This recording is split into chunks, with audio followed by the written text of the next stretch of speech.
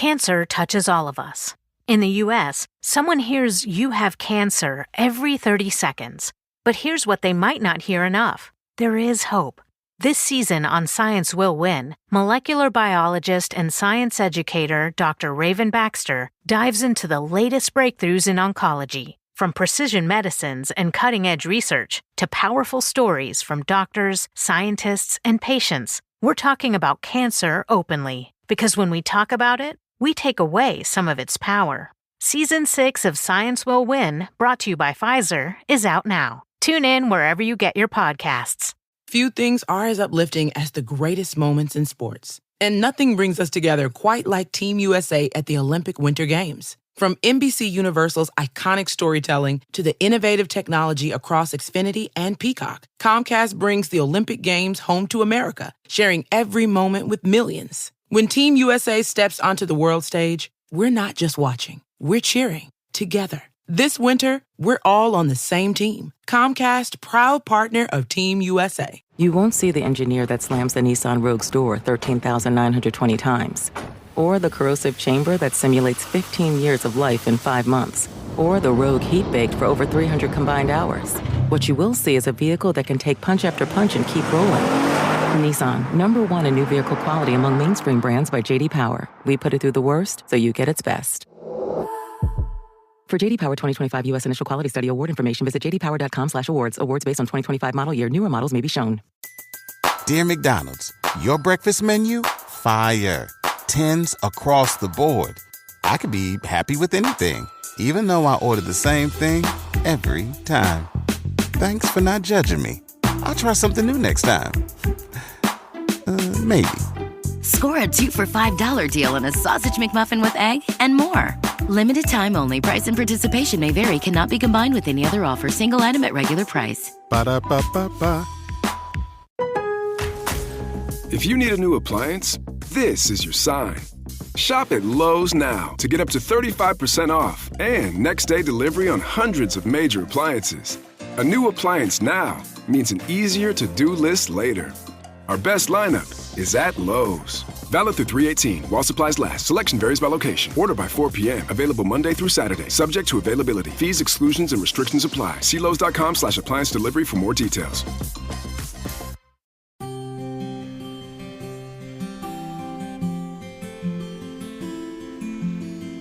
Cate Osborn had excelled through high school, thrived in undergrad, and earned 2 master's degrees before her brain began to short-circuit. Weeks before she was expected to perform in 2 plays, Osborn found herself in an unthinkable situation. At best, Shakespeare's words slipped out of her head no matter what strategy she tried. At worst, she couldn't even bring herself to sit down and focus.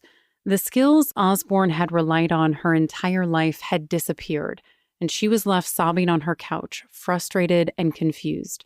But where Osborn was convinced she was going crazy, a friend suggested a much more common cause to blame: ADHD. Attention Deficit Hyperactivity Disorder affects more than 15 million adults in America. But Osborn had always been told smart girls like her couldn't possibly have it. But as she'd find out, that constant dismissal was based on nothing more than common misconceptions. My story is really common for women with ADHD, and it is that I am a high-achieving person. I loved school. I was great at school, but I was always struggling somewhere else. And so whenever I would seek help and say, like, I'm really struggling, I really feel like I'm drowning, I really feel like I don't relate to my peers, and I'm struggling in all of these ways, they would always look at my grades and they would just say, oh my gosh, well, you're so smart. You do so good in school. How could you possibly have ADHD? Several months after that initial breakdown, Osborn was diagnosed with ADHD and finally began to understand herself for the first time at age 30. And as she began to dig into how it affects her life, Osborn started creating online content to share her findings. She connected with fellow online advocate Eric Good, and together they've written the ADHD Field Guide for Adults. It's a science-backed book that explains how ADHD affects all aspects of life, offers various coping strategies, and affirms the human behind the diagnosis. It touches on the fact that women go undiagnosed much more often than men, particularly because their symptoms are often internalized. But it's not just women who are chronically overlooked. Societal and cultural expectations can have a big impact on how ADHD symptoms manifest.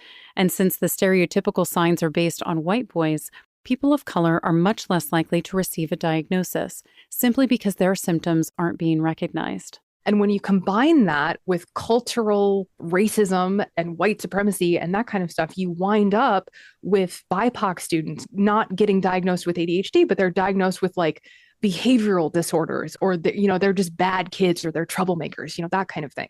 We also see less diagnosis among BIPOC students, and less access to treatment and that kind of thing. And so the shoebox is stack, right? Like if you are a woman, that is one thing. If you are a Black woman, that is another thing. And it becomes this stack upon stack of conversations around access and stigmatization and cultural understandings. So it can be really hard to get a diagnosis if you don't fit into the original cookie-cutter idea of what ADHD looks like. Doctors may also miss the symptoms because another condition is also present, like depression, anxiety, or autism. Since it's estimated that up to 80% of adults with ADHD have at least one other co-occurring condition, Osborn believes that one of the most damaging things when talking about ADHD is only talking about ADHD. We talk about the only thing that you are experiencing that is frustrating is ADHD. But statistically, if you look at populations with ADHD, people with ADHD are far more likely to also be struggling with depression, anxiety, sleep disorders, sexual dysfunctions, issues around food, addictions, gambling issues, substance use disorders, all of these different things. Issues that only get worse when ignored and left untreated. On top of that, most people with ADHD also have trouble sleeping, which can make all of these conditions even harder to cope with. Sleep issues make depression worse. They make anxiety worse. They make relationships harder. They can impact your libido, all of these things. So it's never just one thing. To me, it would be fascinating to find the person to whom it is just ADHD, just a little bit of ADHD and nothing else. Because that I think is much harder to find than the average person with ADHD who's with at least 2 or 3 comorbidities.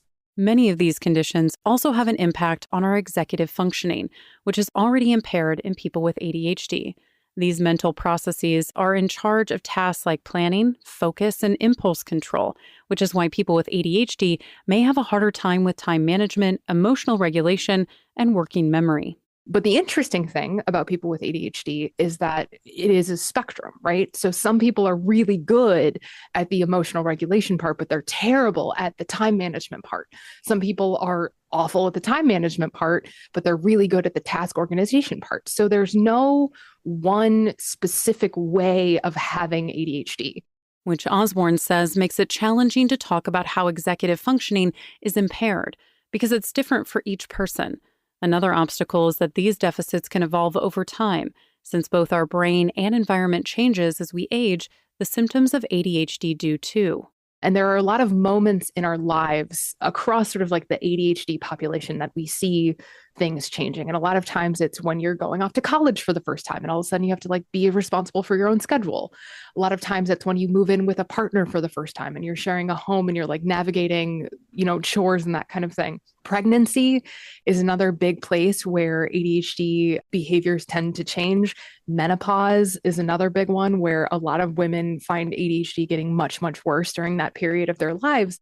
Osborn herself experienced this major hormonal shift after she had had one of her ovaries removed.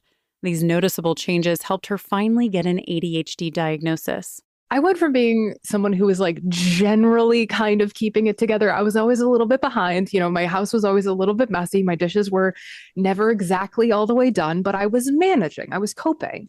And then when I lost my ovary and I had this massive hormonal shift, I went from that kind of messy chaos, maybe running a little bit late, but I do a good job of making up for it, to genuinely feeling like I had early onset dementia. I could not remember things. I could not sit down. I could not focus. And I was terrified. I had never experienced those symptoms with that amount of severity. And it was so scary because I took pride in being a person who, could be in fancy Shakespeare plays and do that kind of stuff. And then all of a sudden it was just gone. These dramatic changes may also be what's causing the rise in older adults receiving an ADHD diagnosis. What used to be a rarity has become one of the fastest growing populations in the community. A 2024 study reports that the largest increase in first-time diagnoses between 2021 and 2024 was seen in people ages 30 to 64. Osborn says many of these people had created coping skills and systems to mask their cognitive deficits without even knowing it. But as she's experienced after her surgery, it can be a major challenge to figure out new strategies when the condition evolves, and you have to build them from scratch. Osborn's book breaks down what these systems can look like, how to create an effective structure, and what to do when they fail, because they will fail. Let's say you forget where you put your keys. And so you're like, I'm going to put them in this key bowl every day. And then that's where I put my keys. The nature of ADHD, the way that ADHD manifests in our brains is that there is going to be a day where for some reason, something, that key bowl is no longer going to be the thing that works. Your brain will start to tune it out, or you will forget that it exists because it's been sitting in the same place. And so there will need to be a moment where you change that system. And that is one of the most frustrating things about ADHD. ADHD has a 100% failure rate. No matter how hard you try, no matter what you do, there is going to be a day where you forget about the meeting, or you lose your keys, or you forget about the doctor's appointment, or whatever it may be, because our systems will fail. It even happens to the best, most thought-out systems. It could work for years, and then one day, for no apparent reason, it's no longer a strategy you can rely on. You lose your keys, you miss a meeting, you forget about a date, a normal thing that could happen to anyone. It's these moments that Osborn hopes to intercept with her book, teaching the readers that while the systems will fail, you are not a failure. That was the part that nobody ever taught me. Nobody ever taught me that there's a difference between your systems failing and you being a failure. And often, especially when we start talking about neurodivergence, those two things are so conflated. They're so tragically intertwined. It's, well, why don't you just get a planner? Why don't you just do this, that, or the other thing? And the answer is because we can't.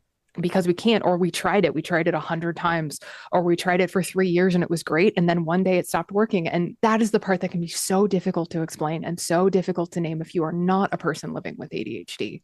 This need for structure is where support and education becomes essential. It may play a part in why so many older adults are seeking out a diagnosis. Having a label doesn't change anything that's happened in your life, but it can change how you view it. And it opens the door to support that you never had access to before. So getting a diagnosis is a deeply personal decision, honestly. For some people, they might actually need it. They might actually need the paperwork or the piece of paper that says, I have ADHD and therefore I need accommodations, or I need assistance, or I need medication, right? For some people, it is more of an identity thing. It is more of a moment in their life where they get to step back and they get to say, it wasn't just me. I wasn't just this like fundamentally broken person. It has been ADHD all along. And that moment for a lot of people can be deeply meaningful. It can be deeply symbolic. It can also be a period of grief and mourning for, why didn't anybody notice? How did they miss the, field of red flags that I left behind me? Osborn's book, The ADHD Field Guide for Adults, is available now wherever books are sold. You can find more information about Cate Osborn and all of our guests on our website, ingoodhealthpodcast.org. For more behind the scenes, follow In Good Health Pod on Facebook, Instagram, and X. Our writer-producer is Kristen Farrah. Our executive producer is Amira Zaveri. I'm Elizabeth Westfield.